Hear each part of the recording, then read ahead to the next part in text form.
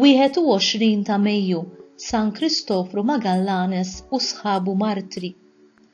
Dawn il-25 kappillani u 3 lajċi Messikani kienu maqtulin iffuċillati jew malqin bejn is-snin 1915 u 1937. Huma kienu membri ta' moviment imsejjaħ Kristero li twaqqaf bħala reazzjoni kontra l-gvern antikattoliku tal-Messiko li għamel u inforza liġijiet kontra l-Knisja f'attentat assurd li jeqret mill-għeruq il-fidi kattolika fil-Messiku. Dan il-gvern immexxi minn Plutarco Calles sa wasal biex keċċa lill-membri tal-kleru barranin u ipprojbixxa iċ-ċelebrazzjoni tal-Qudies f'xi reġjuni. Is-slogan ta' dan il-moviment tal-Kristoru kien Viva Cristo Re u l-Madonna ta' Guadalupe. San Kristofru, 21 qassis ieħor u 3 lajċi sħabhom kienu maqtulin bejn dawn is-snin li semmejna billi sparawlhom jew qalquhom fi 8 stati Messikani talli kienu membri ta' dan il-moviment. Huwa bena seminarju u hu sħabu kienu jippritkaw u jamministraw bil-moħħ il-fidili. L-aħħar kliem li ħareġ minn fommu li nstema' miċ-ċella tiegħu kien: jiena innoċenti u sammud innoċenti, jiena naħfer b'qalbi kollha lil dawk responsabbli għall-mewt tiegħi u nitlob lill-Alla li t-tixrid ta' demmi iservi għall paċi tal-Messiku maqsum tagħna. Il-Papa Qaddiż Ġwanni Pawlu II fl-1992 ibbejatifika lil San Kristofru u sħabu martri u fis-sena 2000 l-istess Papa iddikjarahom qaddisin. Isimhom iddaħħal fil-kalendarju liturġiku universali.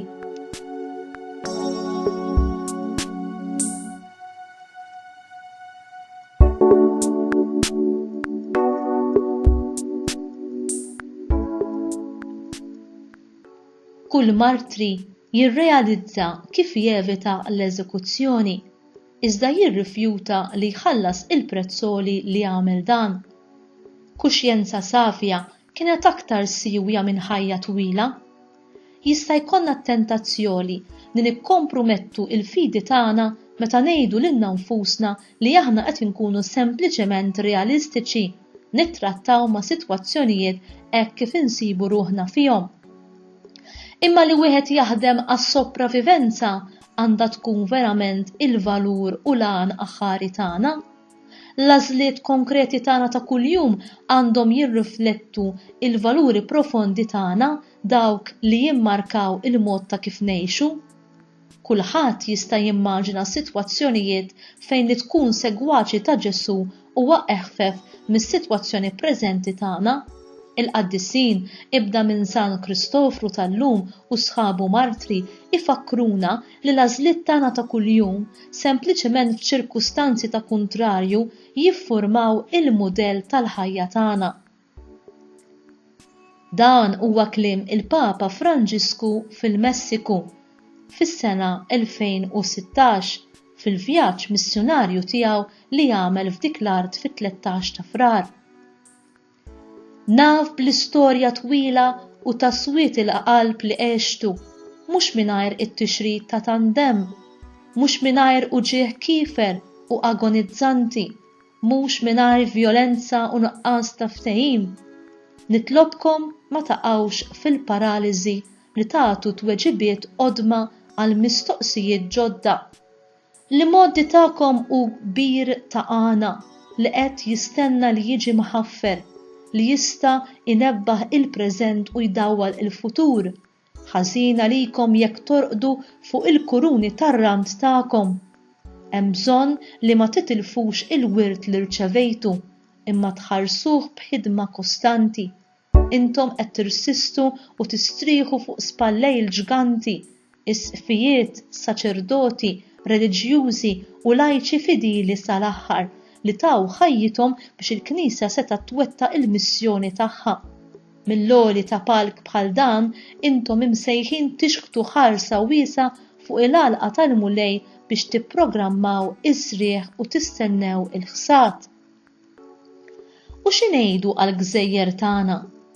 Fejn waslet il-fidi li ġabilna San Pawl fis-sena 60 wara Kristu u li mietu wkoll martri ftit snin wara.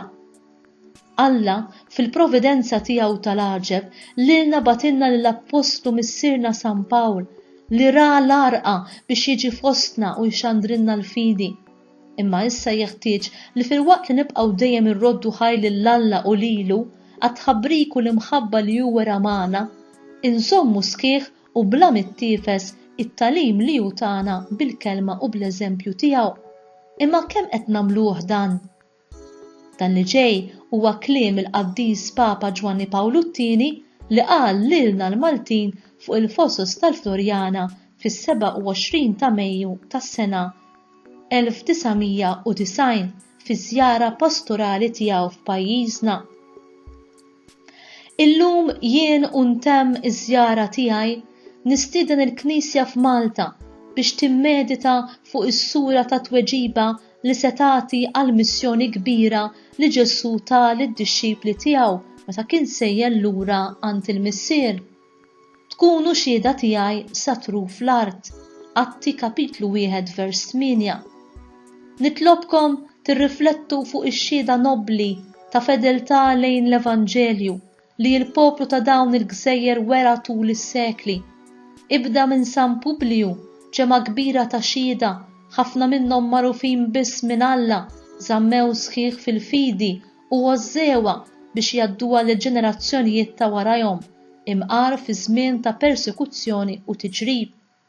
U xi ngħidu mbagħad għall-att kbir ta' missjonarji li ħallew xtut Malta, il-ħafna saċerdoti u reliġjużi li bil-ħidma appostolika tagħhom taw saħħa u qawwew il-Knisja f'pajjiżhom, il-ġenituri li bis-sħuħija tal-fidi tagħhom kisbu kotra ta' frod bit-tieba u devozzjoni ta' wliedhom.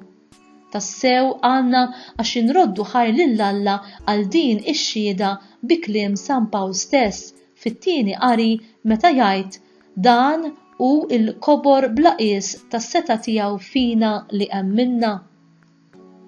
Iżda mhux biżżejjed naħsbu bl-umiltà kollha u b'kull ħajr fid-don li tagħkom Alla fl-modi. Illum ukoll il-Knisja f'Malta trid tagħti widen għal leħen Kristu li qed jisfidakom biex tkomplu tagħtu xhieda tal-qawwa tal-imħabba tiegħu li twassal għar-rikonċiljazzjoni. Kemm minnkom qasmu miegħi n-niket tagħhom għal firdiet kbar li jinsabu f'ħafna livelli tas-soċjetà tagħkom. Jista' qatt xi nisrani jemmen li dawn il-firdiet ġejjin minn Alla. Fid-dawl tal-fidi li nistqarru nistgħu qatt naċċettaw bħala ħaġa sewwa il-mibeda għal għajrna jew nemmnu li aħna maħniex marbutin bil-kmandamenti ta' Alla u li nħobbu l-edewwa tagħna u naħfru minn qalbna dawk li jaħbtu għalina. Eżis ħuti, fisem Ġesu Kristu, bil-qawwa kollha nitlobkom il-koll illum biex tarbru lilkom infuskom u biex tneħħu kull ma qiegħed ifixkel il-fejqan ta' ġerħat li ilhom wisq miftuħin. Fisem Ġesu Kristu, nitlobkom tagħtu bidu ġdid ta' maħfra u ta' rispett għal xulxin. Fiduċja kbira fil-qawwa setana tal-grazzja ta' Alla li tiġikom mis-sagrament tal-penitenza, jalla titwettqu fil-ħidma qiebsa biex jerġa' jkun hemm fostkom rispett għal xulxin u dijalogu f'kull livell tal-ħajja soċjali u nazzjonali. Wieħed mid-dmirijiet ewlenin tal-insara Maltin kollha huwa li jwarbu kull tilwim u kull qejra u jelbu kull firda, kemm fih dan il-familji, kemm fil-postijiet tax-xogħol u kemm fil-ħajja politika. Illum il-mulej qiegħed jisfida lil kull wieħed minnkom biex il-fidi li rċevejtu tbiddluha f'xhieda ħajja u kollha ħeġġa tal-qawwa tal-imħabba li taħfer u tħobb u qiegħed jistidinkom tingħaqdu maħudkom kollha mingħajr ma tħallu l-ħadd barra għall-bini ta' soċjetà li tixraq li tradizzjoni magħrufa ta' fidi u ta' virtu li idik Maltija.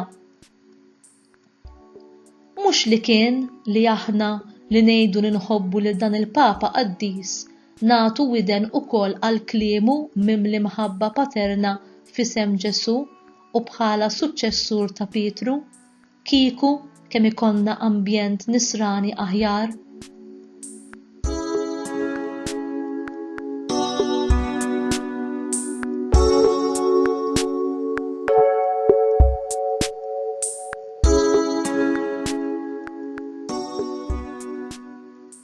Din li ġejja hija talba lil Madonna biex issaħħaħna fil-fidi li tagħna San Pawl.